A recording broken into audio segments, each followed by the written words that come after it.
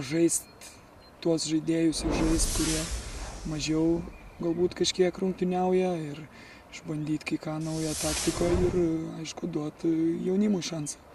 Tai manau, kad visas tos užduotis buvo įvyktos, bet, kaip sakau, svarbiausia buvo nugalėti.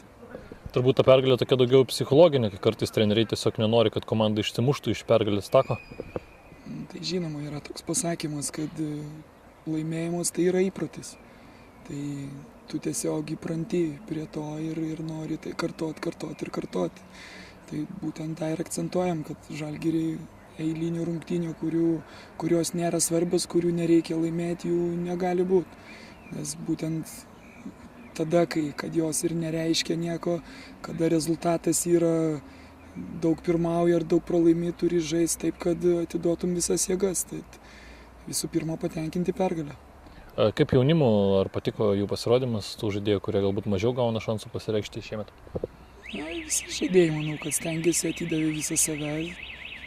Analizuosim, kam pavyko geriau, kam prašiau, tačiau jeigu komanda laimėjo, vadinasi, žaidėjai vykdė savo užduotis, kalbant apie jaunimą. Tai Dominikui Barauskui tai buvo debiutas už Žalgirio pirmą komandą ir sužaidė visas 90 minučių, taip pat Danielis Romanovskis, tai manau, tai yra didelė patirtis jiem ir tik tai nuo jų pačių priklauso, kiek jie sugebės tą savo potencialą išnaudoti. Tačiau jie tikrai žaidė, darė tą, ką turėjo daryti, ko mes iš jų reikalavom ir manau, kad ateityje irgi į juos kreipsim dėmesį ir stengsimės, kad jie turėtų daugiau tų šansų. Apie finalą galvojat, kuris priešininkas būtų parankesnis ar nesvarbu, su kuo žaisti, vis tiek reikės laimėti?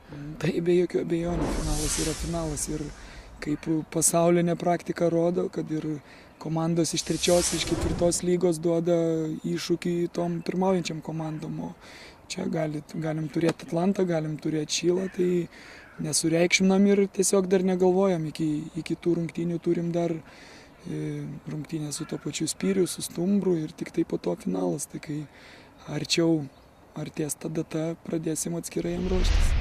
Taigi, Sauliau, su pergalė, lauksit finalo. Kaip tavo akimis šios rungtynės? Nieko, kaip normalios rungtynės, laimėjom 2-0. Vyrai žaidė, stengiasi, jaunimas išėjo į aikštę, davė šansą. Neblogai, jaunimas neblogai sužaidė.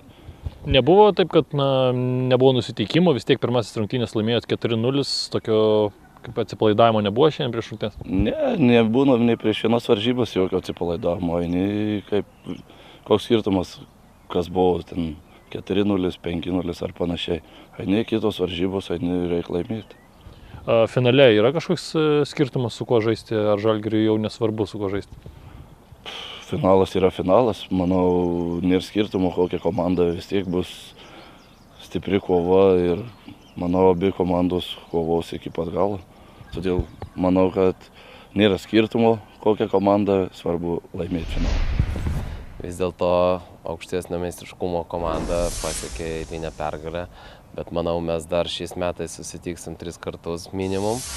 Tai kokias vienas rungtynės norėtume, kad pasiektume mes teigiamą rezultatą. Kaip Žalgiris, ar tai jaučiasi, kad tai yra čempionų ekipa ir tai yra ekipa, prieš kurią sunku žaisti bet kam? Tai taip, nes čempionai, aišku, jie rodo savo lygį ir matosi, kad greičiai skiriasi viskas. Stengiamės, prisitaikom ir norim irgi įrodyti, kad galim žaisti visi ir visi žmonės, visi klystam, galim irgi įrodyti,